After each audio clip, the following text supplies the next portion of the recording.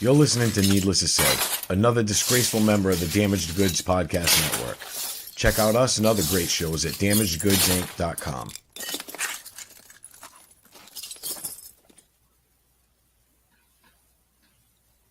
Vagina fish pizza. Giving in to Cleveland diarrhea. Bidding farewell to Gator McCluskey. Looking up to Kaepernick's afro. Gonna need a little Elvin Thibodeau to spice up my Medea. Boning the half-dead beaver like priests porking in a playground. Now look, if you ask anyone doing a weekly podcast how they come up with an hour plus of material each week, they'll all say the same thing.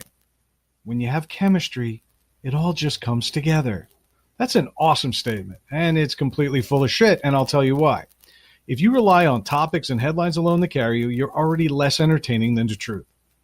And when your show comes across like a less funny version of Forbes, you kind of want to reconsider those radio dreams. It's a lesson we've learned way too many times on this show, and one we're probably going to screw up a few more times before the holidays even get here.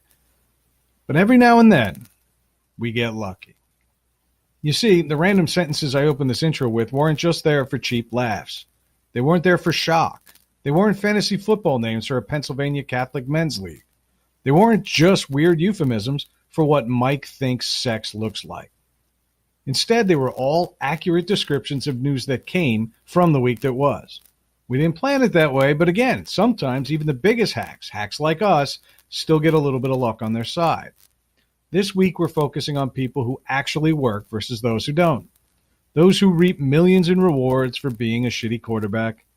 Those who choose very bad career paths in which to be attracted to children.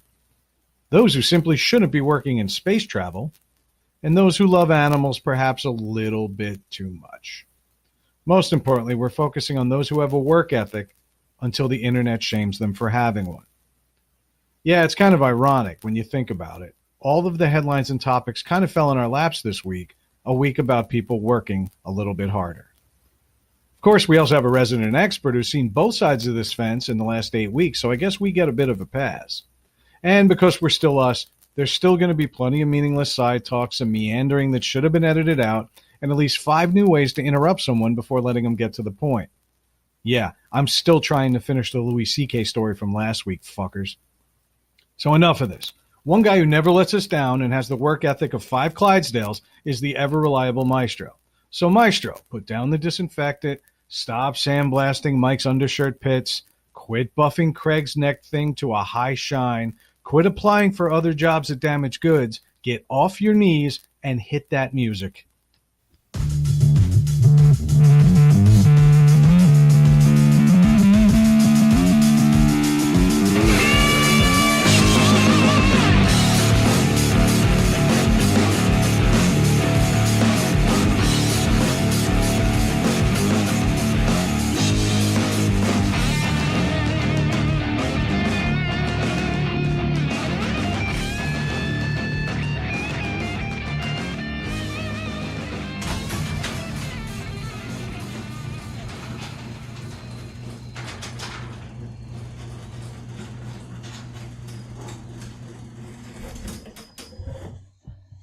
Hello, welcome back to Needless to Say. I'm Craig. I'm here with Brad and Mrs. Brad. All right. No, Melissa's here with us tonight. That's right. She lost a bet. I'm Yep. feeling really good about her losing bets. She lost 2. Oh. And then she looks at you and gets reminded it could be worse. It could be worse. Yeah. What's going on, folks? Not much. Craig, why is my wife here? Because someone else isn't. Yep. We had to fix a few things in the episode. Yeah. I'd love to call them technical difficulties, but us being assholes isn't exactly a technical difficulty. Yeah, exactly. So yeah, Mike isn't here tonight, so No. we replaced him. And so there we are. And we're going to do the show again. Yeah. And fortunately, not enough time has passed that it feels like the show is going to be dated. Because chances are we weren't going to get this out until tomorrow anyway. Yeah, exactly. So what the hell's one more day? Yep. So here we are. So we are in Studio B, Yep. if you couldn't tell by the glorious intro there. Yeah. But we did get complaints about crickets and car noise. Yes. And so we're a show for the people. We are accommodating the people. Yes. You're still going to hear some crickets, I'm sure. And spiders. We're going to get spiders, Craig. No, there's no more. There's only one. Yeah, in this entire garage. Brad saved my life like about 10 minutes ago. It was over. Thing was coming right at me. So what is it about spiders that bother you, but people dressing up like spiders that you think is just fucking awesome? It's my favorite superhero ever. It's Spider-Man. That's irony. Right? It is. I think my favorite superhero is AIDS guy. And, yet in college, I was so cautious. I was the guy at the health clinic grabbing handfuls of those free condoms that somebody was just taking a safety pin to the whole time. Some malicious prick was just leading to underage pregnancy across the University of Maryland. Exactly. And 24 years later, he ended up shooting up a fucking video game tournament in Jacksonville. No, I never liked spiders. Bugs do not bother me. Lizards do not bother me. Snakes do not bother me. I know you've said it before, but you said 8 legs is unnatural. It's an even number. Nothing. How is that unnatural? 1,000 leggers. Those things crawl up there and they look like fucking they're like car wash brushes. Snakes with fur on the bottom. That's the way I look at it. Like fluffy snakes. Octopus. Oh yeah, it's different. It's 8. Yeah, it is 8. It's just I don't know. It's just one of those things. They're gross. They're weird. They're evil. They can kill you. Okay, that's it. So can a badger. Some of them have hair. You ever see them shoot the hair? Really? Do you want me to get a video and show you right now? No. All right, then tell me how your week was. What's going on? It's been all right. Dealing with the car. I think I talked about my wife's car last week. We had bought her a car. Well, so you thought you. So did. we thought we did. We did buy it. We're paying for it. Just don't have it. You're already 2 payments in. Yeah, just don't have it yet. They just keep messing up with the registration. And you thought you waited for your car long. This has been insane. And I mean, to the point where I almost wanted to say, hey, we're done. We don't want it. We'll go I could have had somewhere my car else. sooner, but I didn't feel like paying for the tow truck. Yeah. But yeah, it's just been crazy. They keep dicking me around, it seems like. But we'll see. What dealer was that again? It's a State Line Jeep in Somerset, Massachusetts. On what's the name of the road? It's GAR Highway. It's right there. Yes. I guarantee you, if they're listening, you guys really fucked up. Yeah. And I promised myself I wouldn't swear too much tonight, but I feel like this situation warrants it. State Line Jeep in Somerset, Massachusetts. As soon as this episode airs, Craig will have his car. Yes. And then you guys will feel our presence. Yep. Okay, check your social media. Check it often. Yeah. Oh, I'm going to light that up. They sent, the funny thing is right when we went, they sent my wife about 5 emails with requests for reviews on different sites. Yeah, on all kinds of different. And my wife's like, save. She hasn't done any of them yet, and she's waiting. And as soon as that car is in our possession, she is just going to hammer them. And so am I. I mean, they got to have a Twitter page. They got to have a Facebook page. And I bet you I get blocked on both. I think you should go to their Instagram page and show an empty driveway and say, look at my new car from State Line Jeep. That is fucking brilliant. But go to different locations. Here's my car at work. Here's my car in my driveway. Here's my car at the restaurant. Yeah. It's really getting me around. Oh my God. My Instagram will be loaded tomorrow. I would be like, I wish the runner from State Line Jeep in Somerset, Massachusetts was as quick getting my registration as they were running to the bank. Yeah. Because I would then take a picture of like a $2,900 debit or whatever it was that you gave them from your bank account. Yeah. I would just humiliate them. I'm also going to go on there, and I told you this off the air, but I'm actually going to go on there and say flat out. Yeah. I was going to buy a car here because I actually have an interest. We've looked there for Jeeps for me.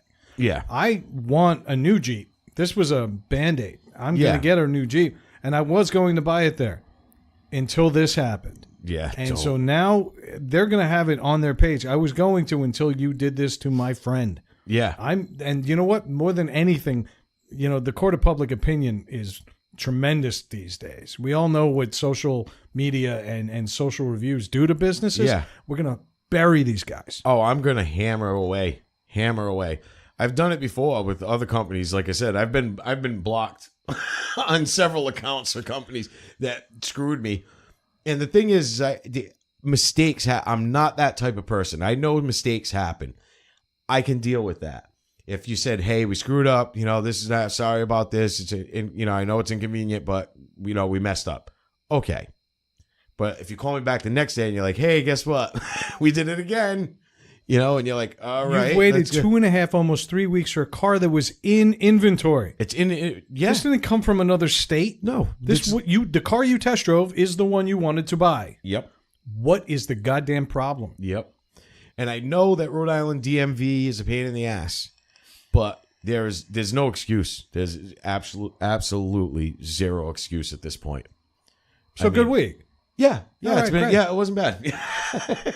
Well, I'd love to tell you a sob story. As you guys may remember, I was going to Cleveland, and I went to Cleveland. And I wanted to come back with the world's most epic, the hell would you carry, and the Christmas Story building sucks, and you know what, enough with this town and the orange and everything else. Yep. I had a fantastic time in Cleveland. And I want to tip my cap to the city of Cleveland, Ohio. I'm not even calling it a town. I'm giving it its justice. Cleveland, Ohio is a genuine city. And I had a genuinely good time. They got a culinary scene, and these guys can drink. And by these guys, I also mean the people I went with, who I won't name. Yep. Yeah. They're co-workers and supervisors and people that probably don't want this on the air. But good goddamn, do we have a good time. Yeah. Every night I was there. I was drinking, and we were drinking more. And then I went back to the hotel bar on a Tuesday night, and there was a line of people waiting to get served at a Marriott. I'm like, what is going on in this town? Every bar was packed. Either everybody is serially unemployed or they just don't give a shit. Yeah. And that's what I love about this town. So my hat is tipped. We also did work and attended a conference, but mostly we wore orange and drank ourselves stupid. Yeah. And that was it. So my hat, again, tipped to the city of Cleveland. And then I came home. I stayed up. I pulled an all-nighter. Yeah, you did. And I want to talk a little bit about all-nighters for people who are over the age of 40. Don't. I don't recommend it. Because I'm a genius, I decided to set up with a 6 a.m. flight. And I figured, well, that'll get me home. I'll be home and early. I'll be bright, refreshed, and ready to tackle the weekend. And we do the show, and I'll be all awake. Yep. And I'll be energized rather than rolling in off a plane, having you pick me up at the airport, like the bus station. No, I didn't do that. I decided I was going to get home early. And then this happened. I'm 42. Yeah. And that's what happened. So It's rough. I tried staying out late. Originally, my plan was to go home around 8 p.m., sleep until 2 a.m., and then get up, pack my shit, take a nice long shower. That would have been fine if I was that responsible. But how long have we done this show? You know full well how responsible I actually am. Yep. And so I decided, well, one more drink. And then, I'll come out and say it. My boss was like, no, you can't go home yet. Start doing that 1 hour, 2 hours, 3 hours. Yeah, you start counting down the amount of sleep and when you're going to set the alarm. And then I said, what the hell with this? I'm going to stay up all night. And so everybody rolled back to the hotel about 11:30. That was cool. 11:30 and 4 a.m. It seems like there's only 4.5 hours. It's actually 19 hours. Because nobody wanted to come for the nightcap. There was less of a line at the hotel bar. And I said, well, okay, let me stimulate my brain. I'm going to work. And I was typing. I got some stuff done. And I was ahead of the game and I'm like feeling good. Now it's 1 a.m. Still have 3 hours to go before I have to call an Uber. And I'm staring around a hotel room. So I said, well, you know what? Let me pack. 4 minutes later, I'm done packing. I mean, shit's got to get ironed anyway. Yeah. So what does it matter, Yeah. So I'm done packing. I'm like, okay, well, why don't you take a shower? Get a little pep in your step. Take a shower. It's 1:30 freshen up. 1:30 in the morning. I'll exaggerate. 1:30 in the morning. Take a nice long shower in this gorgeous shower I had in this hotel room. And Oh, what do you want to do after a really good hot shower at the end of a day? Lay down. Yeah, that's exactly what happened. And part of me sat down on the bed, and then I kind of did that one elbow lean. And I'm like, I'm going to fall asleep. And there's no alarm because my phone's all the way the fuck over there. Yeah. And I'm not going to go set that alarm because that's conceding the battle. So I got back up and I said, you're going to work some more. And so I started writing again. And this time I'm nodding off at the computer. You know, I want to call it daydreaming, but I wasn't. I was just dreaming. I was sleeping at the computer. And whatever I was dreaming and hallucinating about in my dream started showing up on the very real work I was about to hit send on and launch into the internet and send to my supervisor. And I do believe I was writing about, you know, what we write about with the company, and that of nowhere, I started arguing with myself. And that's what happened. I had 2 lines of argument typed out because I was literally bouncing my head off the top of the keyboard. And so finally, mercifully, 4 a.m. rolled around. And I said, okay, now you're awake. You're standing out front. You're still pretty early. Your flight don't take off for another 2 hours. Hopefully the Uber will be late. So I call the Uber. Next thing you know, headlights go on right across the street. And he zips right on up. And his name was Dominique, a very pleasant man and very understanding of just how tired people are at 4 o'clock in the morning. Yeah. He appreciated the fact that I stayed up all night, and I was his first fare of the day. And I eventually got back. I don't remember taking off or landing in any city. I think I was in Philadelphia for a few minutes. By the grace of God, somebody wheeled me to the other gate, which wasn't far. I took planes that were held together by duct tape and prayer. Yeah, I saw that picture. But of the plane. That thing was tiny. I think Ethan had one of these in my living room. I made it there, and we're back. So, you know what? Again, thank you, Cleveland. I really appreciate it. We'll be back next year, hopefully on an actual plane. Yeah. But, you know, that was a really long way to get to the point. I came home to one person. I came home to somebody who greeted me with open arms, or at least an angry stare. And she's sitting here with us tonight. So, Melissa, if you could lean into the mic, how was your week? Long. I knew this was going to be radio gold. The easy way to answer on. No, it's been fine, just busy. It's always hard because you were gone last week, and we kids and I got into a rhythm by Thursday. I love how it's taken me 10 years to get into a rhythm with my children, and you've done it in, you know, every time I leave town. It takes us a couple of days. It's usually bumpy, but then we fall into a rhythm. But on the last day that you were gone, we fell into that rhythm, and then you came back and screwed it all up. Ruins it, yeah. And I didn't even bring souvenirs this time. No. Because you don't look good in orange as much as you love the color. I do love the color. I look horrible in it. But you didn't even mention that when you got home, you couldn't get into the house because at 42 years old, you don't carry a house key with you. Well, no, I don't travel with a house key because people have usually been here. And then we also usually have a spare key hanging on one of the 93,000 nails in here. True. Okay, and that the one day I actually don't see that bullshit telephone cord keychain is the day I need it most. So I got to call my neighbor who'd already been over backwards. Well, he had watched the kids every morning. I would drop them off at their house at 7 a.m. so I could get to work. And then on top of everything, I was leaving for work on Friday, and I was on my way up to work, and I thought, oh my gosh. I said, Tim, can you find out if the dog pooped for Sophia when she took her out, which is always an awkward thing to say to an adult. And in fact, she had not let the dog poop. So Tim came back and let the dog poop, and then 2 hours later had to come and let Brad in the house, probably also to poop. You know, we pre-recorded this show, but I actually am already predicting a huge boost in female listenership for the first 2/3 of that story, and then dog poop just shutting that down. Yeah, I was just gonna say that's the word poop. That's the most it's ever. I don't think it's ever been used on this show. No, I love the word poop. That's pretty because it's what it is. Yeah. Shit is a swear. It's how you use it for emphasis. Use it for a lot of different things, but poop is poop. Yep. But you just used it like Mike used F-bombs. Yes. Yeah, it was pretty good. In the lost version of this episode. Yeah. I realize I talked about Cleveland for 10 minutes, but I think dog poop takes the week in review. But why did I rush home, folks? I rushed home because I had work to do. Despite being in Cleveland for work, I had work Still had to work do. to get done, yeah. And that's kind of what prompted a lot of the headlines that we're going to pull tonight. You know, I mean, I'm assuming that was your week. You ended with poop, right?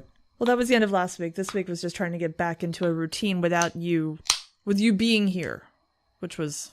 Yeah, and dealing with his poop. Yeah. Yeah. I have to say today was flawless and there was no poop involved. Nice. It was a great day. But we were talking a little bit about work ethic because a lot of the headlines this week were really speaking to the fact that some people in this world really have a good work ethic. A lot more of them don't. Yep.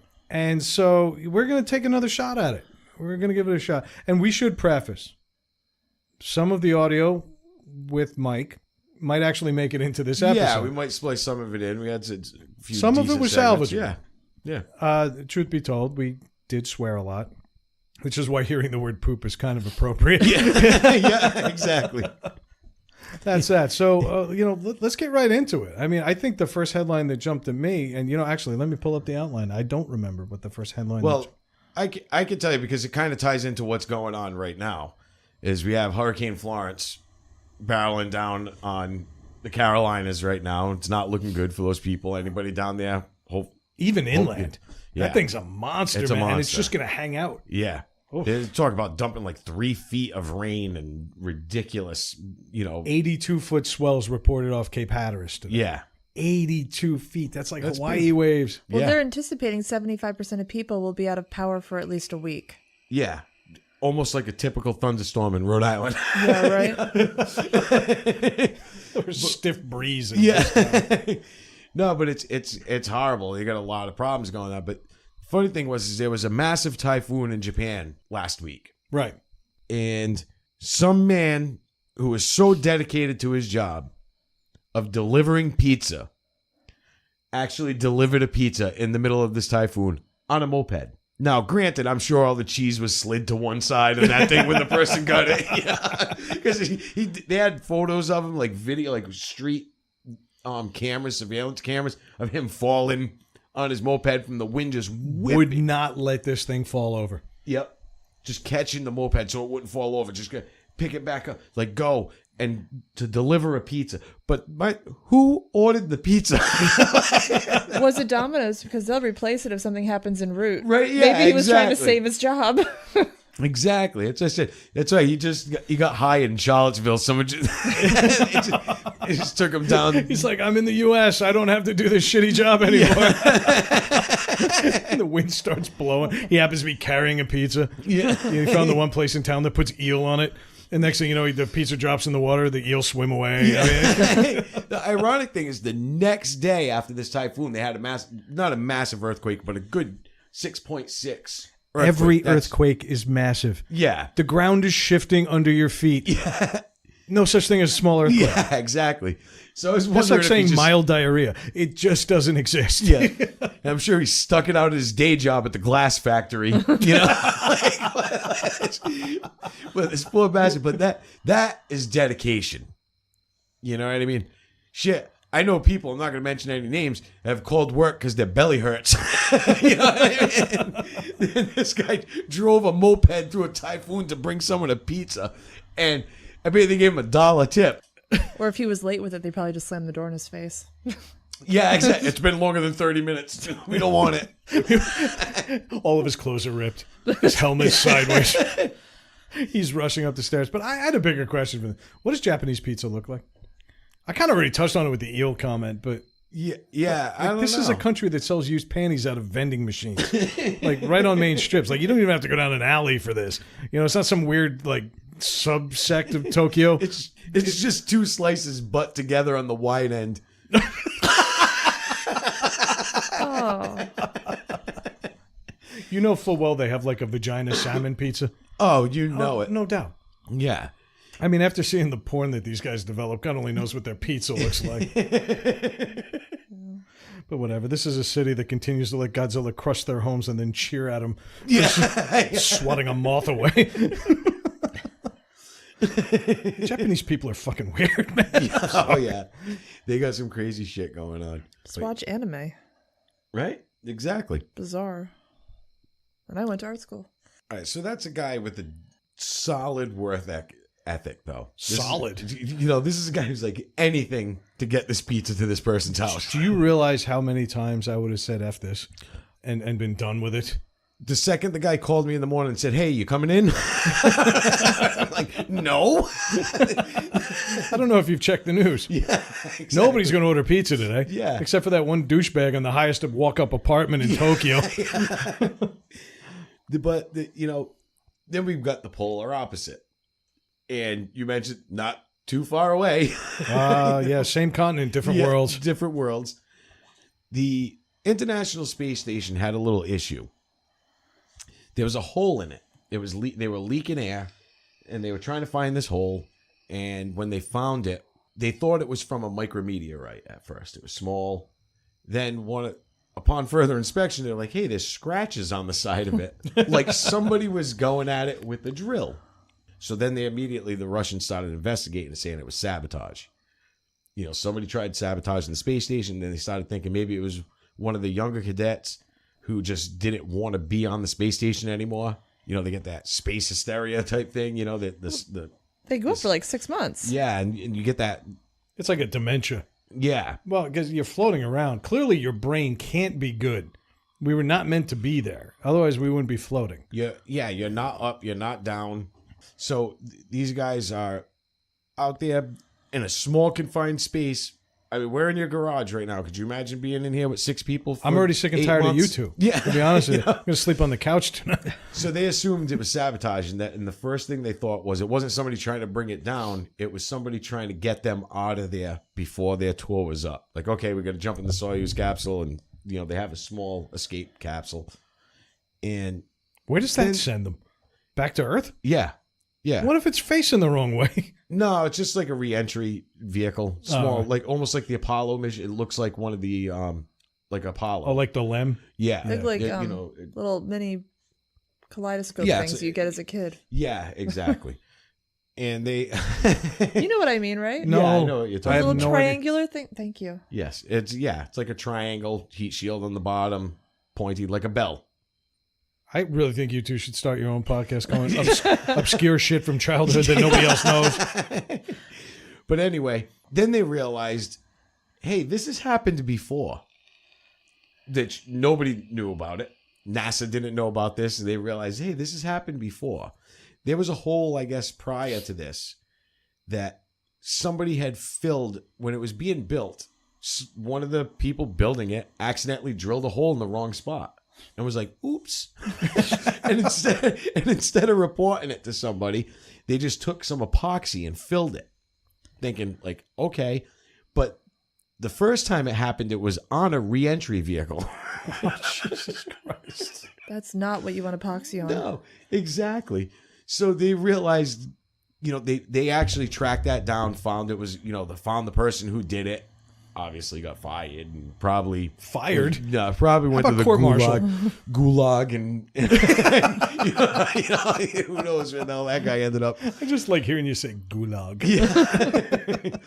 But so now they realize somebody drilled a hole in this on the ground before we brought it up and attached it and made it a part of the space station, and they filled it in, and then eventually over time whatever they had plug in the hole just got sucked out. Wouldn't a hole like that make it implode, though? You know this stuff. I don't. What it is it's a pressurized vehicle. So the outside is a vacuum. Let's just say, as an example, if you went in a pool with the tank of compressed air and you brought a beach ball down with you, that beach ball is going to be collapsed and shrunk. But if you hooked it up to the compressed air and turned it on, it's going to fill up. So it's pressurized on the inside. But what was happening is they were losing air, and they only had about 18 hours of air left. Because it was a small hole, so it's not like you see in the movies, like a tiny hole and it's going to suck the astronaut through the hole and blow him out into space like a string of spaghetti. That's not how it works. That's too bad. Right? Yeah, as cool as that sounds, but that's not how it works. But they were losing air, and they were losing air fast enough that they only had about 18 hours left. By the time they found the hole, were able to plug it and Did they use epoxy? I think they did. But I mean, I'm sure obviously something's going to have to be done. They're going to have to either replace that whole section or whatever they're going to do. I'm sure they got ways to repair it without filling it with epoxy. I love that when the first time you heard this story, I was like, how many times have you done this on somebody's floor? Yeah. Like a heavily trafficked area. No, there that's was cool, some but old the whole woman's gonna family go wasn't through. going to die in 18 hours. When I did it, I didn't cover a giant hole in the floor. And Well, I was going to oh, say you would if you could kill somebody if the floor collapsed. And since most of your clientele is elderly, yeah. it seems like you only do homes of like old people that have smelly carpet. In the past month, I've gone through the entire cycle of life. I did a preschool, an old folks home, like the Alzheimer's unit where the people. We had a woman chase the guy who owns the company. Young guy, I went to school with him. He owns the flooring store, and we're on this big job for him, and we're working. And this woman actually was holding a clipboard, and she didn't seem that old, and she wasn't. She's got Alzheimer's. But she's holding a clipboard, and you have to get out. You have to hit a code. They give you a code so you can open the doors. All the doors are locked. Yep. And he opened the door, and she followed him right out, and then started running as soon as she got out the door. They had an alarm on my grandmother's wheelchair. Yeah. My mom said it was a sad day when she realized they took it off. Because that meant that she wasn't trying anymore. She had conceded. Is that like when you're at the supermarket and the wheels stop turning after you go a certain distance from the front door? Oh yeah, they have that at ours. But she started running, but she didn't know which way to go. And it's a big building, you know what I mean? So she was like, oh, they grabbed her right away. And they brought her back, and they're like, Mary, what the hell's wrong with you? Answer the one question we all have. What was on the clipboard? Nothing. Oh, she was playing. It was like The Great Escape. She was all set. She was waiting to fool somebody and just followed him right out. And then ran to nowhere. And then started running. Did she actually physically run? Yeah. Yeah. And it was weird. Like I said, it was kind of sad because really she was probably really early 60s, late 50s, suffering from Alzheimer's. And that's pretty sad. But it was hilarious at the same time. So. I'd love to get her a job on the space station. Yeah. Exactly. Every day, like something new. Wow. I'm floating. But yeah, I mean, you're talking about work ethic and stuff. Everybody makes mistakes in their job, and everybody's tried to cover them up a little bit. But there's a point where you say, well, if I just cover this up, like, oh, let me put a piece of tape on this. People are going to die. Yeah. Well, I mean, clearly it was an engineer because they knew how much hole they could drill before they created a bigger problem or a crack that developed or something like that. They knew what they were doing. Did they really think, though? It takes months to plan how to get people off of there. Yeah. Like, how on earth were they planning on to do this in 18 hours? Yeah. It takes 7 hours just to get up there. Yeah, for them to get off, they would have had to get into the Soyuz capsule, which is like an escape capsule that they have. Because anytime they have space debris that comes really close to the space station when they have to move it, sometimes they'll have a few hours where they say, okay, this thing's coming, it's coming right at you. You're gonna have to move out of the way, and it could be anything from a bolt that's traveling at 18,000 miles a second. You know what I mean? So they got to move things because that'll rip right through it like nothing, So they'll put them. They all get into the Soyuz capsule, and then the shuttle. They move the shuttle. I mean the shuttle, the space station, and then once the threat's passed, then they all get out. But they'll sit in there for a couple of hours. You know what I mean? Just in case something happens, then they can detach from it, and they just fall back to Earth, basically. Not bad. Thank God it's flat. Yeah, exactly. Yeah. Just if you miss that edge. It's like landing on a Japanese pizza. Just don't hit the squid. Yeah. All right, but instead of getting all technical with that, all said, it just boils down to the fact that everybody on that space station was pooping their pants for 18 hours. Awesome. So, I'd like to thank you for that technical breakdown. Yep. You know me, the NASA engineer. And me for poop. Yes, but you have to measure carpet 3 times. But you're a NASA engineer expert. Yeah, exactly. Like if I was gonna build it, it would just be like popsicle sticks and duct tape. Yeah, and it would probably fucking fly. I don't know anything about you, but you said "syllableless capsule" about 6 times in there. Yeah. Know your audience. And after that speech, we don't have one. Yeah, exactly. But this is for the diehards. This one goes out to everybody that stuck us out and hung out with us during that fucking 20 minutes of Russian space knowledge. Yep. Okay, we're going to get to stuff that's a little more prevalent on Earth. Poop. Yes. Well, some may agree. Yeah. Some may agree. I know that by the time this hits the air, you're already tired of the memes. You're already tired of the black and white just do it ads. But it would not be a needless to say episode if we didn't get into the things that are making people question free speech anything more than Colin Kaepernick. Yeah. So we got to get into this. By now, you've heard it all. You've heard it twice. You've heard it 5 times. You made up your own mind. We don't care. We're doing the episode late. We're going to do it anyway. We're doing it anyway. Colin Kaepernick decided since his NFL career was over, that would be the ideal time to sign with an athletic sportswear company. I believe I'm signing next week. Yeah, right. Just don't it is Mike's fucking statement. Don't it. That's been Mike's thing for months, if not years. Jelly filled. Not donut, just don't it. No, donut. It should also be donut. So glad you're here. I liked it. Should be Is donut. it wrong that in that last segment you said the word vacuum and I immediately looked at her and said, go do it?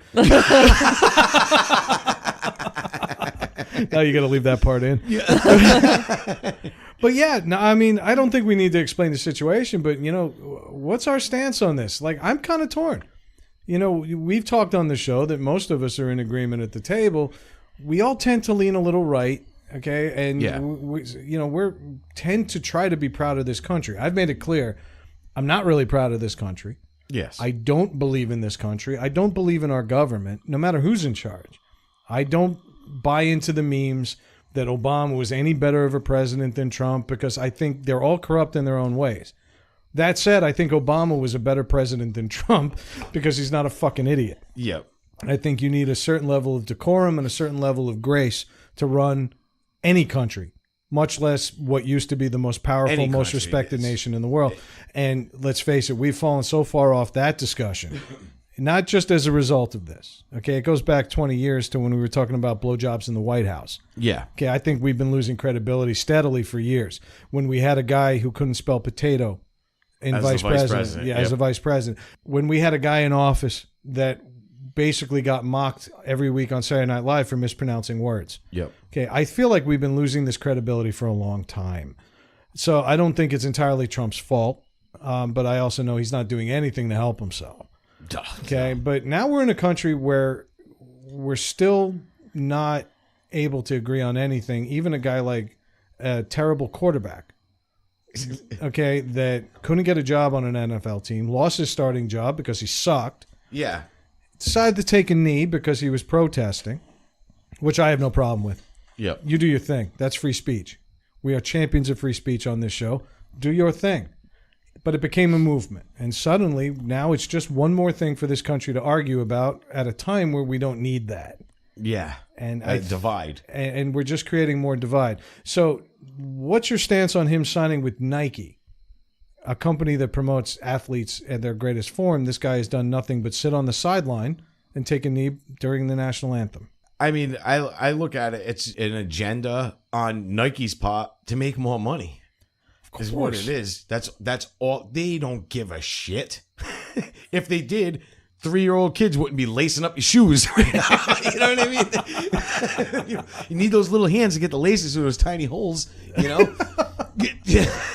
And, for 17 cents. Yeah, and yeah, exactly. Some woman working for 17 cents an hour to make a shoe in a factory that is not safe. So not safe. They're employing 5-year-olds. Yeah, exactly. To shove those little fucking silica packets into everything. Something that stopped in this country in the 1800s. Actually the early 1900s. 30s, I think, is when child labor was put into place. That happened. That started in Fall River, Massachusetts. I'm sorry, not Fall River, Massachusetts. That started in whatever. Some other town completely not close to here. It was in Rhode Island, actually. I'm sorry, right on the Blackstone River, that factory there. He was the first proponent of Well, it was that, and it was the farm kids in the Midwest that were working ridiculous hours and getting caught up in hay balers. yeah, they're tiny. They get sucked into those things easy. You know?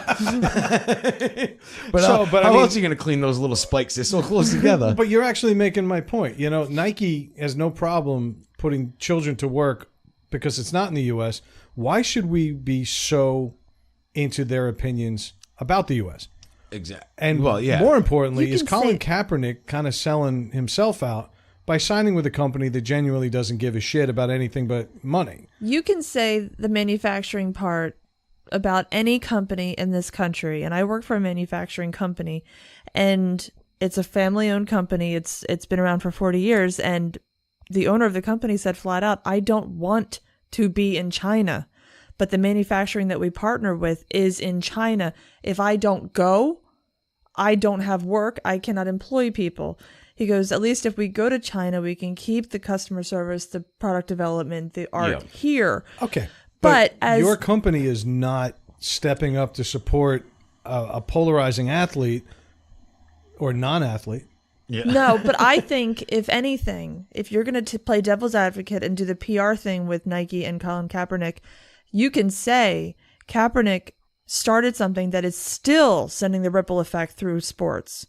They are still talking about it in football. Is it allowed? Can you be employed? Very few. Did you notice on opening weekend? Very few. There's only a handful of them. And Kaepernick, I mean, he's standing firm. I got no problem with Colin Kaepernick.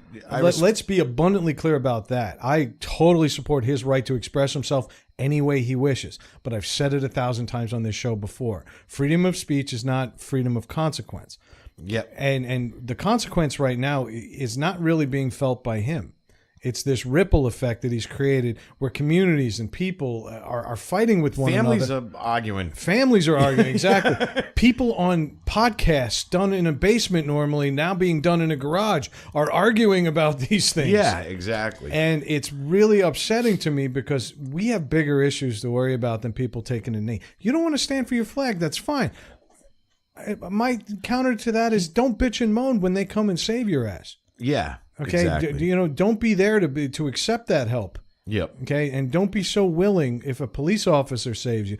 I realize there's a big disparity in the way people are treated in this country. I'm not blind to that. Yeah. But and I think Melissa said it best. I don't think he knew what he was doing, or at least starting when he did this. But I'm very concerned about the timing. He wasn't doing this when he was a starter. No. He was creating attention for himself, and I think his hopes were that some other NFL team said, I like that kid's spunk. I like the way he goes against the system. I want him on my team. He'll draw headlines. He'll put asses in seats. Yep. And there were a bunch of teams in the league that could certainly use that last year. Mostly the Cleveland Browns. Yeah. It's not a bad athlete. Kid's a good athlete. Okay, he'd probably go play arena ball if it wasn't for all of this. Now he's a $10 million Nike spokesman.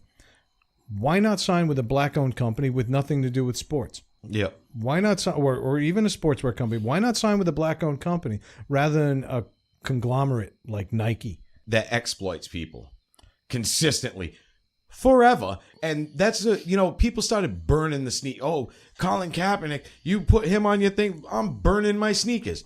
You didn't give a shit about the 4-year-old kid that lost his finger in the lace machine last week. Because that happened over there. Because that happened in China. That's right. Exactly. And if it didn't happen there, my Nikes would have been $450 rather than $200. And it's not Nike, just Nike. No. Reebok's doing it. Adidas is doing it. They're exactly. all doing it. They're all doing it. Why not Colin Kaepernick? Why doesn't Colin Kaepernick sign with a company that has nothing to do with sports? Since he's not an athlete anymore, or at least not a working one, why not sign with a company that's black-owned, okay, visible, that can get him the marking he needs to get his voice out? LA Gear. Because Nike approached him because of his image and what he started, and the fact that he created something that is still, they're still having meetings among the football coaches and general managers about how to handle the situation. There was that huge meeting of like the big 10 or whatever it was, general managers, the Giants, the Patriots, and all the big football teams. They met in New York over the summer and they said, how do we handle this? The fact that what he started, for whatever reason that he started it, whether it was a personal reason, a selfish reason or an unselfish reason to draw attention to everything that's been going on. He started something that, even though he's not even in the league anymore, is causing an effect. And Nike saw him as a polarizing character. They approached him and they said, well, seriously, would you turn down $10 million? It's not a question of whether or not I would turn down $10 million, but I'm sure there are plenty of black-owned companies out there that would have happily paid him that $10 million. Why Nike? I don't know. Exactly. And there's Name tons one. of there's tons of people out I don't there. know. I'm not trying to take advantage of a cause. 75% of the people that burn their Nikes in YouTube videos this week, if Nike said, hey, I'll give you $10 million if you kneel down at that. Would do it. At the flat, you know what I mean? Well, When this goes someone back to sang the the social national media anthem. thing. This goes back to the social media thing. Why do people do it on YouTube? Why not just do it? If you actually believed in do that it. cause, there it is. There it is. There it is. Just do it. But I just think it's ridiculous that they got to put it on YouTube. Why do you put it on YouTube? Because you want to be seen. Because you want to be You want to be seen as the guy that was a little bit ahead of the curve. to it. Yeah. Yeah, I'm fighting the man. Turn off the camera and then show me how much you care. Yeah. Okay? Do me a favor. Take a knee during the national anthem when nobody's around. Nobody's doing it because nobody else is watching. Yeah. It's all about being seen and because you think you're making a point. You're not. You're not. Okay? Colin Kaepernick has every right to take a knee. I don't think him taking a knee is really drawing that much attention. And frankly, I don't think the end result is what he was looking for. I think he realizes now that he may have started something bigger than his little bigger than peanut he brain could can handle. handle. Yeah, Absolutely. exactly. I don't think he ever expected it to become this. I think he expected it to be a silent protest that he was doing, and if and when he got back to playing, it would just become what it was. But he took advantage of a situation. I don't think he can go back now. Not to cut you off, and I'm sorry for that. We tried not to do that tonight. Yeah. But That's all right. I cut off my own wife, and I do that regularly at the I was dinner like, table. yeah, I'm like, we live together. I'm used to it. But I don't think he can go back to playing now. And this is a guy who No. knows nothing but football. Yep. I don't think he's got a future in football now, no matter how much better he gets. I know he still thinks he does, but he also turned down a job from the Denver Broncos. Yep. He apparently didn't agree with John Elway's belief system. Now it's getting stupid. You just turned down a job with an NFL team that actually, to be honest with you, kind of needs a quarterback. Yeah. Yeah. But he's created a not a character, but a character that he is, and he's going to walk that line of that type of person that will say Branded no. himself. Branded is probably a better Well, he word than did, and then he accepted another brand, and it's the most recognizable brand in the world, the Nike swoosh. And so I don't think Colin Kaepernick did what was in his best interest for this movement. If this is genuinely going to be a movement, then there were better ways to go about it, and that would have paid him more than enough money to live on. Let's not assume that Colin Kaepernick is broke. He's not. He's not. He did not need the $10 million to get by, and he definitely had the support of people. Let's face it. If he goes to businesses that support him, he ain't paying for meals. No. And if he gave that whole $10 million to some inner city program, then maybe I would think, okay, Yeah. he did it, and he's still standing his ground. He was like, I don't want the $10 million. Just sign that check over. No, to let's this. put it to work. This is why. This is why. Okay, put it for victims of police abuse. Yeah. Okay, put it for victims Or of... create a watchdog group against police brutality, because it's out there. I never denied that. Do I support? Of course we didn't. Do I support the police? Absolutely. Because if someone's breaking into my house, they're the first people I'm going to call. I support good police. I also Are there support bad police? good butchers, Yeah. exactly. Good tailors, good tailors. Yeah. good sneaker stitchers in China. There's tons. Look what happened in New York City today. New York City today, they just rounded up a whole bunch of cops that were busted in a gambling and prostitution ring. There it is. Well, we had this conversation with our 10-year-old this weekend, I think, and we were saying there's good people in every profession and there's bad people in every profession. You cannot say all cops are bad, just like you can't say all teachers are bad, and teachers are in the news just as much as police officers. Well, then can you say an entire flag is bad? No, you can't. But I do think that if the way that our country is right now, it's perceived as very black and white. If you're this, you support that. If you're that, you support this. It's never been as divided as what do we always say on the here? Civil War? And It was pretty bad. That was pretty clear cut too. Yeah. I mean, you have people that are watching our president say there's good people on both sides when there's a riot happening at a Klan rally. Yeah, that was just the stupidest And I think things ever. I think the flag has become synonymous with that. With the government, with the thing. But honestly, we're one of the only countries that stands and like it's almost idolizing what we have with the flag, and I don't think it's necessary. Yeah, other countries laugh at the way we worship this flag. I mean, we really do. For years, we've gotten behind the idea that the flag symbolizes everything we count for. But without a flag, we should still be able to function. Yes. Okay. I don't want to see anybody peeing on a flag. God, we said pee and poop in this episode. Yeah. Good God, what have you done to this show? Happened? My you came in here. God, it's like the kids are around or something. by the end of the show, we go like, I got a tinkle. Yeah, I got a tinkle. Jesus Christ. You've started decorating. But I think you should stand up for what the flag represents. If you get hell-bent about somebody burning a flag, then you're missing the point. Yeah. Because they have the right to do that. Exactly. According to the meaning behind that flag. Exactly. And both sides have a right to do it on both sides. The same people that are screaming about the Nikes are the same ones that are laughing and telling the liberals that they're idiots for protesting Chick-fil-A for not having gay rights and being closed on Sundays. I'll meet you there on Sunday. I think Colin Kaepernick should open up a Chick-fil-A franchise and really cross that line. Yeah. And my thing, like, Because that would be so racist. Even going you just told the black man who's standing up for black rights to open a chicken restaurant. Yes. Yes, because that would truly be the. There it is. It would be the polar opposite of Nike. No, but even like Chick-fil-A, for that matter, I look at the fact that they don't want to be open on Sunday. If that's their belief in it, you know what? That's their right. They don't want to give up 1/7 of their potential profits. Yeah, that's on them. That's on them. And you know what? And the fact that they do it, I respect them for I'm that. also Whatever. a marketing guy. You know? I've mentioned that once or 1,000 times. Yeah. Do you know what the hell they do? They outsell everybody on Saturday like 8-1. Yeah. Because they've created a false demand because it won't be there on Sunday. It won't be there on Sunday. Exactly. And they know what the hell they're doing.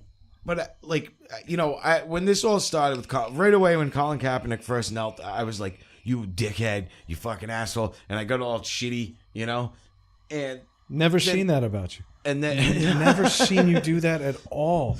And I was, and I got all shitty, and then I started to think about it, and I said, "Well, wait a minute. He's not pissing on a flag. He's not burning it. He's not flipping people off in the crowd. He quietly knelt down." Which is respectful. Right? He did have that one moment with the socks. And Mike mentioned this on the lost footage there. He did wear the socks that basically equated cops to pigs. That is a sweeping generalization, and this is a country that needs a lot less of that. Yeah, that I doesn't agree with That's that. a disgusting thing. That was wrong, and I don't agree with that. But I also don't think all. Colin Kaepernick did that on his own. I think one of his teammates that supported him, or one of his agent maybe, somebody said, put these on to really stir shit up. Yeah, I don't think he's a bad guy at all. I actually kind of like the kid. I don't think he's bright. And he's definitely kind of looks like a deer in headlights right now, right down to that black and white Nike ad that everybody's mocking this week with those memes. But that's the thing. Even that Nike just has that ability. They make it seem so powerful just by having it in black and white and a close up of someone's face with no makeup and the real. I mean, it sounds stupid, but when you look at that picture, think about it. It's real. There's the faces. Might be a little oily. There's the pores. You see the imperfections in the face. No, but that's what it is. It's raw, and it's black and white. There's no color to it, and that's what they're doing, and they're marketing like that. And they've always done that. They did Michael Jordan sweating into how many things. Yeah. And then Gatorade took it one step further and had Michael Jordan sweating Gatorade. Yeah. But my thing, like I said, I changed my stance on Kaepernick when I started to realize, I'm like, hey, wait a minute. I'm a very strong proponent about what that flag stands for and what that national anthem stands for. And I believe 100% in what it does stand for, what it was meant to be. Are we that? No, we're not. We haven't been for a long time. We haven't been for a long time. So, him protesting it, he has every right to protest it. And to do it the way he did was... I don't want to use classy as the word because but it was respectful. It totally was respectful. He did nothing. All he had to do was keep doing that. Signing this deal has a foul taste in my mouth. And Yes. because it was Nike. He's profiting off of it now. He's profiting off of it. And even if he does donate it, it was all about the visibility of it. In my opinion, this doesn't need visibility. It's the headline news on everything. We got a hurricane bearing down on the United States. Yeah. Okay, the country is in one of the worst divides in the history, right down to the Civil War. Yeah. Okay, we are That's on the where we're verge at. of something horrendous, and we're talking about a football player making a gesture that was personal. Yeah. And Because- he's made it public. Because his gesture was the root of so much animosity in this country and so much hatred and so much anger and frustration. I've heard more veterans say, I fought so that you have the right to do this. that. They did. You can disagree with your country, and as long as you're silent, you're peacefully protesting it. That's why I fought. My father's a veteran, and I don't think he really has an opinion about this, but he would never tell you to No, not. I don't believe he does. No. But I don't think he would ever tell you to not peacefully protest against anything you strongly believe against. And that's Yeah. No, it's one thing to say, hey, I'm not going to do that. You know, I'm just gonna sit here behind everybody and kneel down. I'm not gonna say anything. Just gonna kneel down. Granted how visible it was making a statement. I kind of wish You he know? did more like the Vietnamese, or what was he, Tibetan? He lit himself on fire. In the Yeah, middle of just the square. poured gas on himself in the 50-yard line and fucking torched himself. Absolutely. And he'd be like, start me. Yeah. Start me. But the same people that are protesting being disrespectful to the flag are the same ones that are wearing the flag. And it says very, very flat out. Yeah, you're not supposed to wear it. You're not supposed to wear it. You're not supposed to alter it at all. Yep. And they're the same people that have the flag towels that they sit their fat butts on at events. And it's I like how she threw in fat. fat butts. She's starting to It's fit on in beer here. cans. Okay, but you got to stop saying butts. It's an ass. It's an ass. But anyway, they're the We same got to people. downgrade our rating. Yeah. It's going to be like a PG-13 episode. What is this shit? Yeah, we You did guys swear just a have to couple step of times. up. Yeah. I'm sorry, Mike's not here. Fuck. But I mean, it's the same people that are screaming about No, I get- disrespecting it that do it on a daily basis. That's a great point because, like I said, it's on beer cans. How many chairs do you see it? Budweiser. That's what I mean. Arguably worse America's- with logos than fucking Nike. Yeah. Okay, Budweiser had the unmitigated gall to name their beer America. Yeah. And I you know, I'll be forgot honest with you, about you go that. to some shitty bars, they're still floating around. Yeah. There's a couple like coolers that have a couple Rogue cans at the bottom, Yep. the red, white, and blue, and they in their bullshit script font that makes it look classy. It's a can of swill, and this is America. Yep. This Beastwood Age bullshit. America. Nothing yeah. sums this country up right now better than an old dusty can Yep. of Budweiser America. No, it's the truth, and I think it's just it's everywhere, and that's why when we wrote this in the and I just wrote at the bottom of the document, so much hypocrisy in this subject. That's all. That was one of the only things I wrote. Yeah. Because it's both sides, and both sides are wrong. Is what I'm getting. Both sides are wrong to an extent. Of you have the left screaming at the right for you need to let him do this, and yes, you do, and the right is screaming, no, he can't do that. And then they're like, but freedom of speech, and you're trying to take it away. You know what I mean?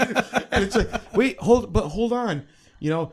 And You could have ended that sentence at everyone's wrong. Everyone's Because yeah. nothing sums up where we are better than that. Yeah. Well, the and this problem is is- why I don't believe in this country anymore. No, I really don't. The problem is everybody's gotten so prickly and everybody's so used to being on the defensive.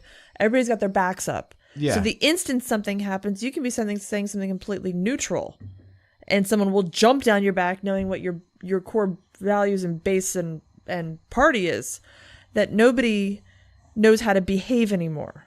I mean, I don't talk politics at work, but people have mentioned things to me and I just smile and nod. Yeah. Whether I agree or disagree with them. I just seen somebody on Facebook blast my cousin Matt, who's very intelligent, but he's also very political and he's very Republican. Someone just rail on him, calling him a straight up white supremacist racist. Wow. Married or dating?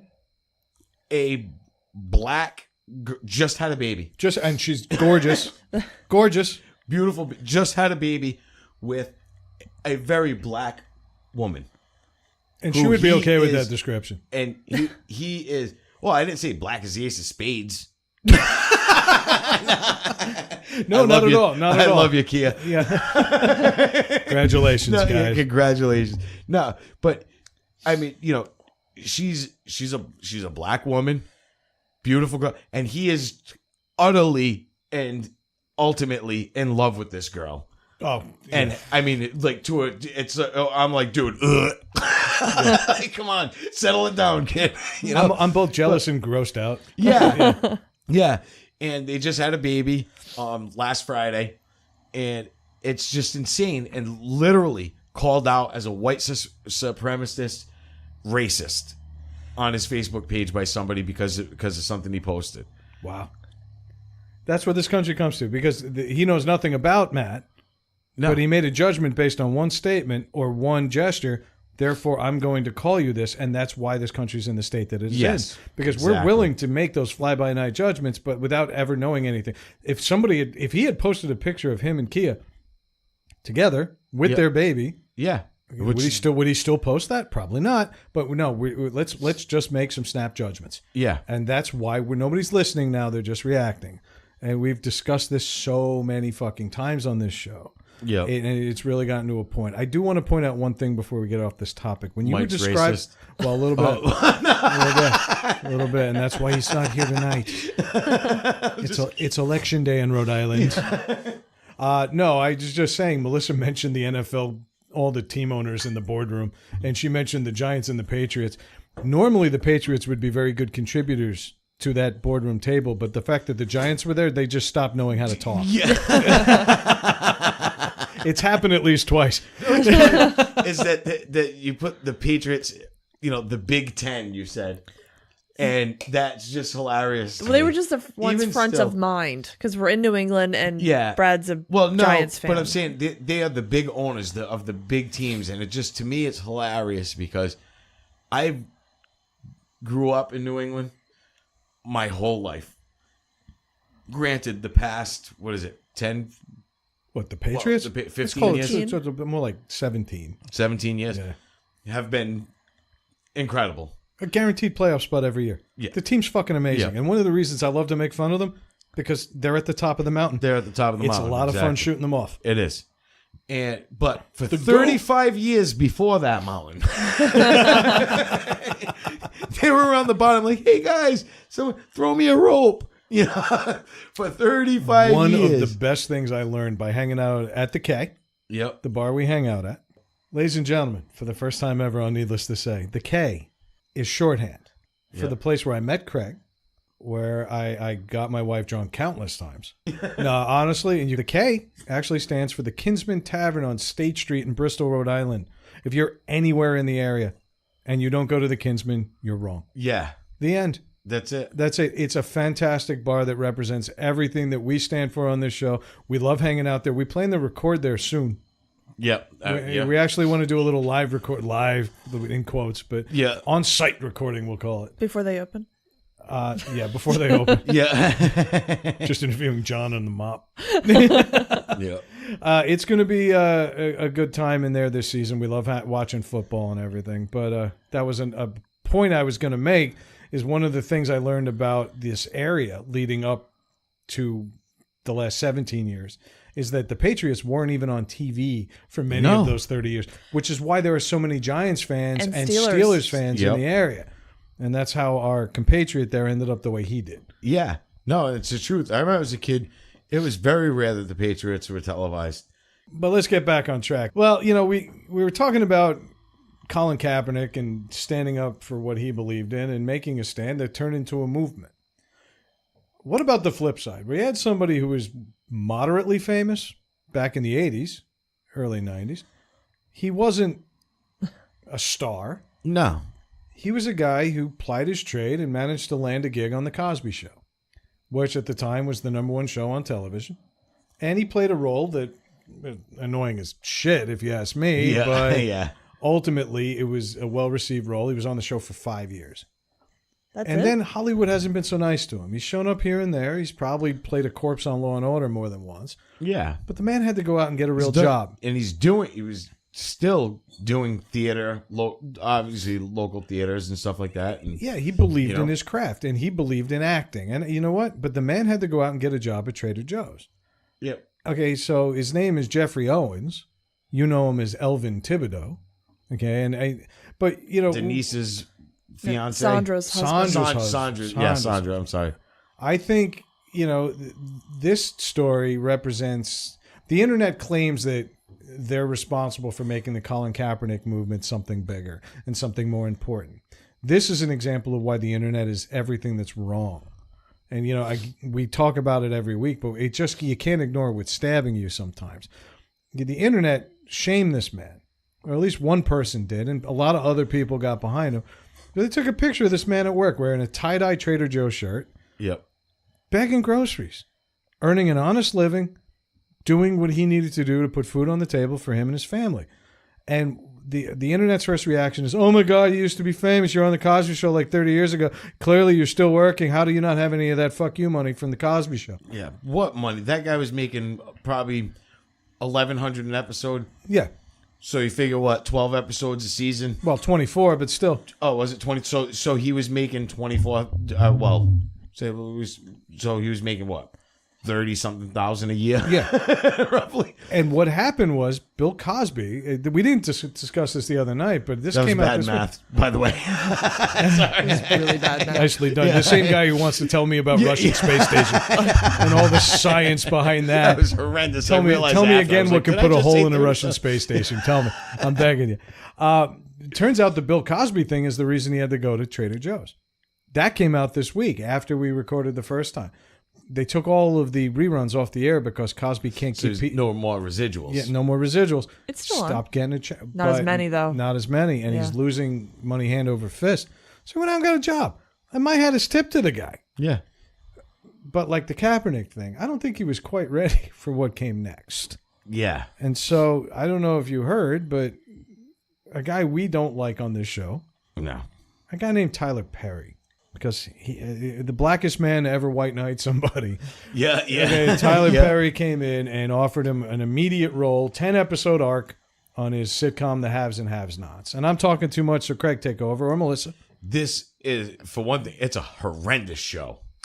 I've watched. Isn't it on Oprah's network? Yeah, it was funny because the other night I was flipping through the channels. I stopped for whatever reason it was, and I was editing the last episode, and my wife just sits there. My wife won't touch the remote if it's on. She'll because she's usually doing other things. So when she finally sits down, if it's on, she's either gonna play Candy Crush or watch whatever I have on at that time. So it just, for some reason, that happened to be on, and she's watching it, and then she gets enthralled by it. So now she's like, "Oh, don't change that." So every once in a while, I'm Wait, pulling what? You were watching Super Enthralled? Soul. You were watching Super Soul Sunday, weren't you? And then, no, I think I forgot what it was. They had a movie on, and I ended up was watching the end of the movie. It was just one of those movies. Super Soul Sunday? Yeah. What's that Exactly. one show that Oprah does where she pretends she's not fucking that girl Gail? Yeah. And they sit around a big house and talk about how rich they are, and then they pretend not to scissor each other when the cameras go off. Are you familiar with that one? You just give me a look here. I didn't give you a look. I know they took that road trip show. Oh, there it is then. Yeah. But anyway, but Fran so she gets stuck watching it, and she just sits. Now she's just watching it, and I occasionally pull my headphones off, and I'm like, "What the fuck are you watching? Like, what the fuck is going on?" Because I'm just, even the mannerisms of the actors were bad. Were they just like emoting? Yeah, and I was like, "What the hell?" It was like the worst daytime soap opera you've ever seen. It's like Dynasty meets The Cosby Shit. Show. Poop. I'm Meets- sorry. It's like Feces. Dynasty meets The Cosby Show meets Guiding Light. Yeah, it was unbelievable. How the hell did you match those three? Yeah, right? That's what That it's was like. Pretty damn good. That was pretty good tie-in. I ended up like taking my headphones off and having to watch a little bit of it because I'm like, what the hell is going on? This is insane. And it was the worst. I couldn't. The dialogue was horrible. The acting was beyond bad. Knowing what you know about Geoffrey Owens as an actor from his tour de force role as Elvin Thibodeau, He is going to get the fucking Emmy on that show. what's her network? OWN, right? Yeah. He's getting an Oni. That's about it. That's why Tyler Perry was like, dude, you need a job? Please. Please. He's like, no, seriously, 10 episodes. I need somebody to pick this up. Well, he actually booked another show. He's going to be on NCIS. Yep. And so all of a sudden, this guy's career is taking off. Now, let me ask you this. This is clearly not as big a situation as Colin Kaepernick. But No. let's face it. When Geoffrey Owens got publicly shamed, and then the person who shamed him, let me rephrase that. When somebody tried to shame him, there's no shame in his game. No, he went to work. He went to work. The guy needed to put food on his table, and he did what he had to do. And he'd probably There's go back. nothing wrong with and he that. said he would go back. Of course. But and as well he should. There's no crime in having a job. There is a crime in purposely not having a job. Yeah. Okay, and taking advantage of our system. But I got to ask you, like, now that he's getting these job offers, is he just accepting them now? Is that diluting the fact that he made a point of, because he originally said, I'm not going to take a job just because of this. Yeah. Now he's taken 2 jobs in a matter of a week. Since we recorded it, he's now got 2 gigs, whereas he had none because he was making a stand. Yeah. Colin Kaepernick was making a stand, and now he's got 10 million reasons to do it. Yep. Okay, Geoffrey Owens was making a stand, and now he's got 2 different shows and possibly more bookings. He's got down an agent who's like, take this job, motherfucker. I want my 10%. You goddamn right. I haven't gotten anything. I can't take 10%. My name ain't FICA from your fucking Trader Joe's check. Yeah, exactly. But was he actually making a stand, or was he saying, I want to do what I want to do, and things just happen to He did take a line up? stand against the person that tried to shame him by saying, there's no shame in doing what I do. I love my job. I love this company, and I'm proud to work here. Yeah. But just by publicly responding, you've now become part of something. Yes. All right. And so he could have just ignored it, and he didn't. He chose to respond, and all of a sudden, everybody on the internet got behind him. He had somebody offering to donate $25,000 to his career. That was ridiculous. Yeah, which is just insulting. That was insulting. That was insulting to him. Add a 0 to that, and maybe we'll talk. Yeah. that was extremely insulting to him to offer him cash. Like, let me give you some cash. You look like you need it. You're working at Trader Joe's. He wasn't. You never heard him like crying out to the media or on social media, I'm broke and I need work. You mean like that what's-her-nuts from Gilligan's Island today? Yeah. Marianne? She started a GoFundMe for herself. Yeah, Marianne for $200,000. She's claiming she needs that to maintain her standard of life. What standard of life have you had? Sherwood Schwartz died 40 years ago. Yeah. Didn't you she need get another picnic table blanket shirt? Didn't she get arrested for mailing pot to Gilligan? Probably. I would say. I did not know this. Please elaborate. Yeah, no, I I'm think- serious. no, I If you think look it up. I think she did. I think There was absolutely something right. it was something about the mail, it was pot, and it was to someone in the cast. I don't know if it was Gilligan. It was probably Bob Denver. He was a big pothead. I know that. No. Yeah.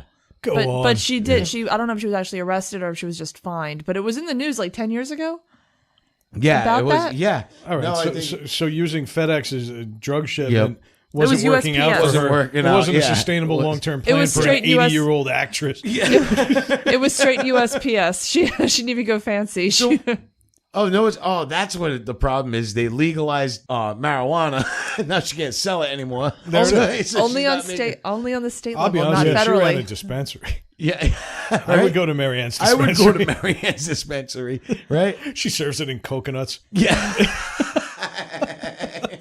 There's like a boat with a I small call this hole in it. strain coconut cream That's how you pie. get into the dispensary. I call this one electric bike. Really, like bamboo bicycle. I love that show. It was great. They had a country club. Right. They did. It was like 3 seasons? It went 4, maybe 3. I think it was 3. I thought it was like the longest running show when I was a kid. Yeah, No, because it it started wasn't. out black and white. Yeah. The next thing you know, the Globetrotters are there.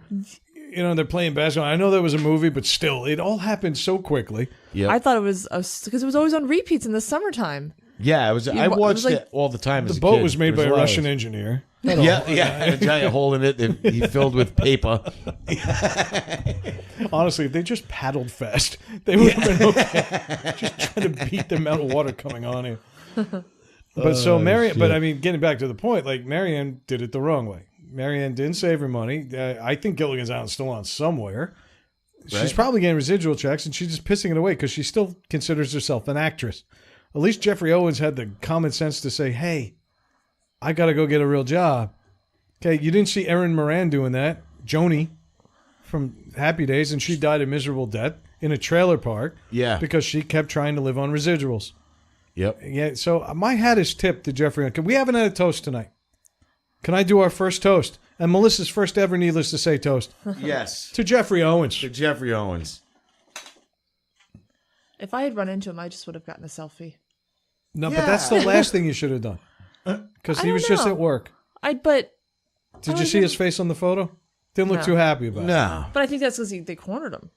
I Well, loved they- as they a kid. and I he loved knew the what Cosby they were Show. mocking him, and he knew it. Well, and I then, wouldn't have done that. I loved the Cosby Show growing up. It was my Yeah. favorite show. I think that what was worse is that she had the nerve to say, God, he looks so much older.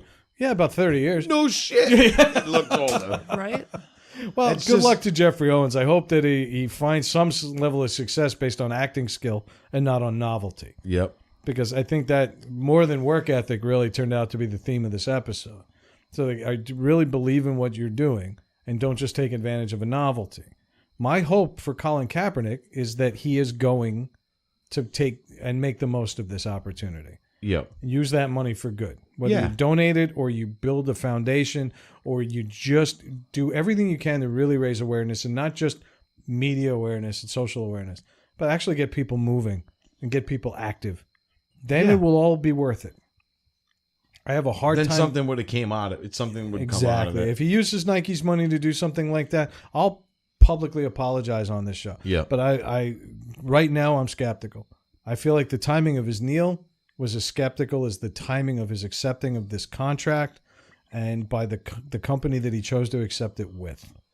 I think there were probably other companies out there that would have given him similar money, but would have done so for the right reasons rather than trying to play off the NFL. Exactly. So that's where I'm No, at with I that. mean, you know, and I think Marianne from Gilligan's Island should open a laundromat to make that money back, because Gilligan's pants were white as fuck for 3 years on that island. So was his hat. Everything was pressed. I'm just sitting in this garage and I would need her services. I always liked Marianne, though. I thought Ginger was a whore. She was a skank. She was skanky. Yep. She would look like somebody was blowing her way to the top in Hollywood. She, no, what's funny is she was probably worse off than anyone else, because she really didn't do much after that. And she got lured into doing that show by them telling her that she was going to be the lead role. Oh, shit. They basically lied to her. Said, yeah, we need you to come into the show. You're going to be the lead role. And she was as arrogant as the character that she played. That must have been a weird time in Hollywood, because they told, I think it was Russell Johnson, he played the professor. Yeah. And I did pull that out of my ass, by the way. That was pretty good. I did not look that up. Russell Johnson was a Shakespearean actor. He was Yeah. a very serious actor. And what other show came on before or after Gilligan's Island in the afternoon? The Brady Bunch. And Mike Brady was also a Shakespearean trained actor. He was a classically trained actor, and they promised him the world, that we will create opportunities for you in movies and everything else if you do this show. We'll even get you AIDS. Yes. and they delivered. And they delivered. he hated doing that show, though. He hated every minute of the Brady Bunch. Yeah, he did. As well they should have. It was a shitty Except show. that one time he plowed PETA. He made his voice change right on the air. It's time to change. Is that when the perms came in? It wasn't perms. They just literally curled their hair. Remember that? I also don't think Cindy Brady was actually frozen there by a red light on the camera. I think she looked beyond the camera and saw Mike Brady getting blown by the fucking grip. The gaffer. Oh, man. Talk about people living off of residuals, though. Look at the Brady Bunch. I mean, some of them kind of shitted out on it, but like the guy who played, what was his Peter. name? Knight. Peter Knight. Yeah. No, Christopher Knight. No, Christopher Knight. Peter was. You've gone through more names. Yeah. It was like my grandmother was here. Michael, Bobby, Craig, Aloysius. Yeah. That guy was. I mean, when was the last time you saw him act? Actually, He on a started reality a show. tech company. Well, no, when he Tech was company? on that. Well, he ran his own tech company. He's acting again, but he had that. He married the model that he met on the reality show. yeah. He was on the Celebrity House, whatever that was. Yeah, and that's when he met that The Surreal girl. Life. Surreal That's Life. what It was a And Celebrity he met House, that though. model. But even that, he was still doing okay. He wasn't. No, he ran his own tech company. He was Yeah. doing well. Yeah, he was He was doing an well. easy 7-digit income Yeah. every year. He was successful. And honestly, Barry Williams, who played Greg Brady, granted, thing. he's down in like Branson, Missouri, Yeah. but he's got a steady show for 20 years now. People pay money to go see him like he's fucking, what's his name? He had a Jones. box horse shack He's like the top. at one point on national television. But that aside, But that aside. he plays a casino, and he's got old people that show up for nostalgia and watch the man attempt to sing. Yep. Makes a nice living, and he lives there practically income tax free in Missouri. Yeah. Who's smart? The The guy who's actually going to work every day, or the guy who has old women throwing bloomers at him every night? Okay, because he was once Johnny Bravo. It depends. I think he wins. He's down there. He shares a casino with guy Yakov wins. The guy's Smirnoff. living a life of just not just. I'm sure he works. Yes, like. No, that's it. That's all he does. But that's all. No, I'm Didn't saying. Opie I'm and sure Anthony he. used to call him? He He's puts actually effort friends with into- Opie. Yeah, Opie used to call him at 4 a.m. Yeah, he puts effort into what he does. He's not laying on a couch waiting for a check to come in the mail. You know what I mean? He's out there doing his thing. Look, if you were on the Brady Bunch and you thought that was going anywhere but Brady Bunch nostalgia, you clearly didn't pay attention. Yeah. Okay, and then the Partridge Family came right after them and tried to do the same thing, and they all ended up dead or fucked up too. Yeah. Okay, that was the era of television. That's kind of what I'm getting at. But at least they worked, or most of them did. Anybody who's still trying to live off residuals at this point in their career, you got problems. Yeah. You got fucking problems. Melissa, you've been quiet. I'm fine. Okay. I'm just listening. Which is why we brought you on. I haven't had much to add. All right, let's check the headlines. Let's see if there was anything else lingering.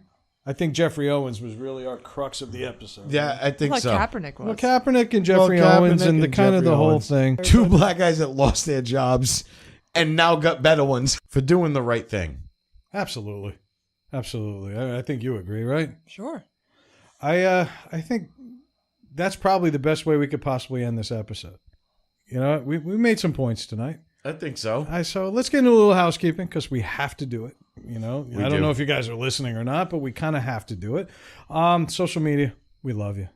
We do. We really do love social media despite all our complaining.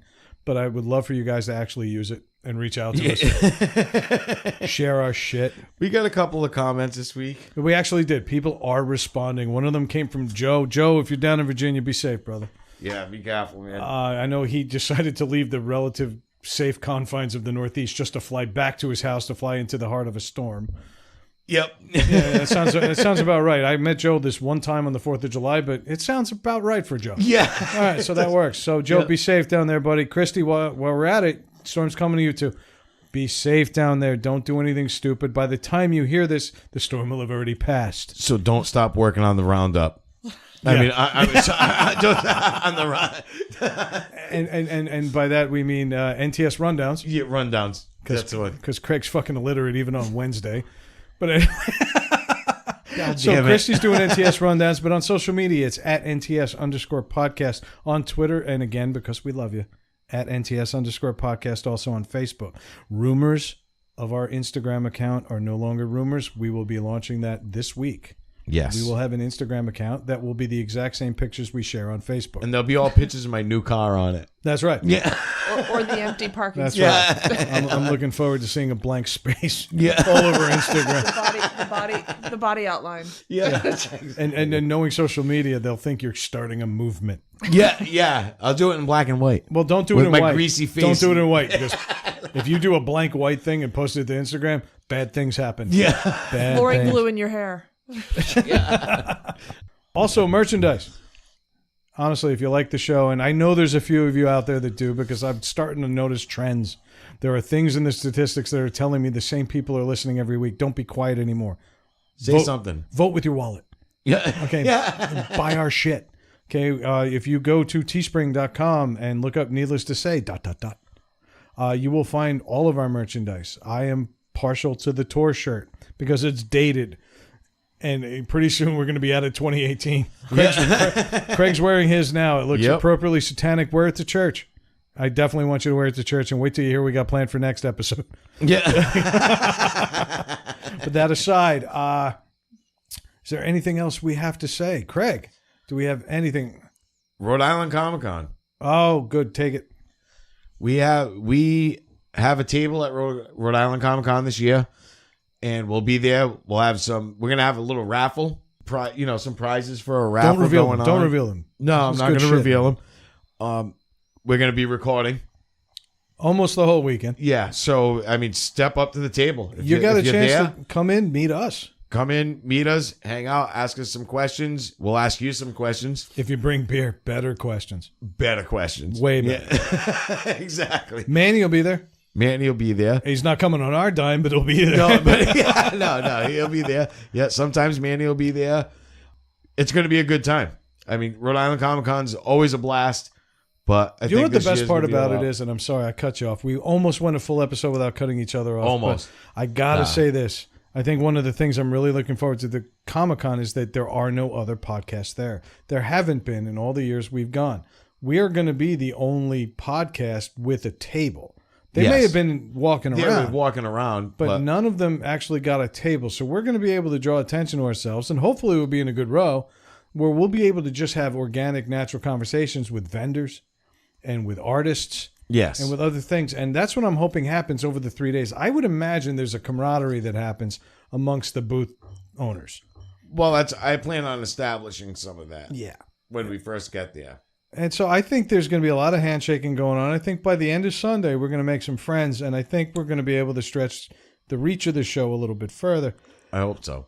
So I'm really looking forward to this. So, yeah, thanks for reminding me. I keep forgetting it's not far away anymore. It's not far away. I will not be there.